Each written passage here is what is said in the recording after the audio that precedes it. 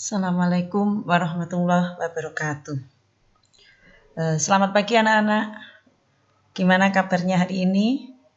Semoga semuanya tetap sehat dan tetap semangat untuk belajar. Pada pagi hari ini anak-anak kita akan membahas materi tekanan osmotik larutan yang merupakan sifat koligatif yang keempat.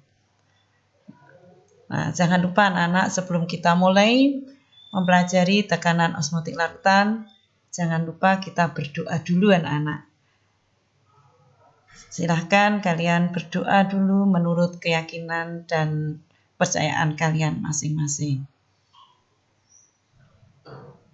Nah, kita lanjutkan anak-anak. Kita lanjutkan untuk mengetahui atau untuk memahami konsep tentang tekanan osmotik larutan. Perhatikan proses berikut anak-anak. Di sini ada gelas kimia yang diisi oleh mol air. Kemudian perhatikan ini adalah corong tistel. Di dalam corong tistel ini ada selaput, ditutupi selaput semi permeabel. Kemudian ini ada larutan gula. Nah, apa itu selaput semi permeabel? Tentunya menjadi pertanyaan. Kalian sudah mempelajari di biologi dan ini tidak asing. Apa itu selaput semi permeabel anak-anak? Nah, selaput semi permeabel ini merupakan selaput yang hanya bisa dilalui oleh partikel-partikel yang ukurannya sangat kecil atau dapat dilalui oleh partikel-partikel pelarut saja. Partikel zat larut ini tidak bisa melewati ini. Nah, perhatikan anak-anak, jika corong tistel yang berisi larutan gula ini dimasukkan ke dalam air, lihat ternyata tinggi larutan gula itu bertambah. Nah, ini artinya anak-anak ada perpindahan molekul air ke larutan gula. Nah, peristiwa atau proses berpindahnya molekul air dari gelas kimia ini tadi ke corong tistel atau ke larutan gula melalui selaput semi permeabel ini yang disebut dengan peristiwa osmosis atau osmotik. Atau bisa juga dikatakan adalah perpindahan molekul air dari larutan yang encer ke larutan yang lebih pekat. Nah, yang menjadi pertanyaan berikutnya adalah anak-anak, apakah peristiwa osmosis ini bisa berhenti atau bisa dihentikan? Artinya apa? Tidak ada perpindahan molekul air atau molekul pelarut ini tadi ke larutan gula. Nah, menurut kalian ini bisa enggak kira-kira anak-anak? Seandainya ini ditutup anak-anak. Nah, ini ditutup. Corong tistelnya ini kita tertutup. Nah, atau kita beri tekanan. Maka tentunya di sini air tidak bisa berpindah lagi menuju ke larutan gula. Nah, besarnya tekanan yang diberikan untuk menghentikan peristiwa osmosis atau berpindahnya molekul air ini tadi ke larutan gula ini tadi yang disebut dengan tekanan osmotik. Jadi dengan kata lain sekali lagi anak-anak, tekanan osmotik itu adalah tekanan yang diberikan untuk menghentikan terjadinya proses osmosis. Nah, berapa besarnya tekanan osmotik larutan?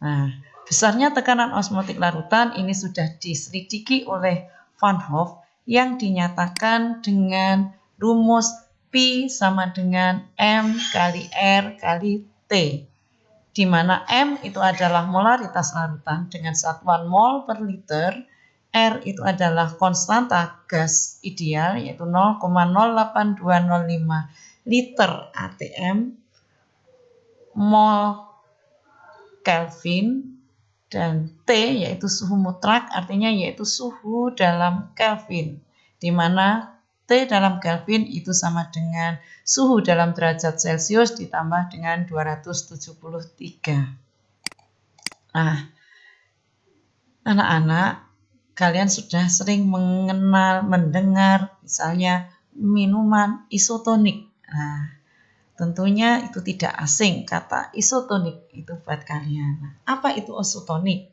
Isotonik itu merupakan dua larutan yang mempunyai tekanan yang sama atau mempunyai tekanan osmotik yang sama. Nah, artinya kalau minuman itu dikatakan isotonik, tentunya kalian tanya, apa maksudnya larutan itu isotonik? Artinya tekanan osmotik dalam larutan itu tentunya akan sama dengan tekanan osmotik yang ada dalam darah kita. Jika salah satu larutan mempunyai tekanan osmotik lebih rendah dari yang lain, maka larutan itu disebut dengan hipotonik. Namun jika larutan itu mempunyai tekanan osmotik yang lebih tinggi dari yang lain, maka larutan itu disebut dengan hipertonik. Nah, tekanan osmotik ini memiliki peranan penting dalam kehidupan anak-anak. Apa itu contohnya? Contohnya adalah pemberian cairan infus pada orang yang sakit. Nah, cairan infus yang diberikan ke dalam orang-orang yang sakit itu harus isotonik dengan darah. Apalagi selain ini digunakan untuk apa? Digunakan untuk membunuh lintah, pemberian garam untuk membunuh lintah. Dan juga yang lain yaitu menggunakan yang osmosis balik. Peristiwa osmosis balik ini banyak digunakan untuk membuat atau untuk memperoleh air bersih dari air laut atau dari air kali.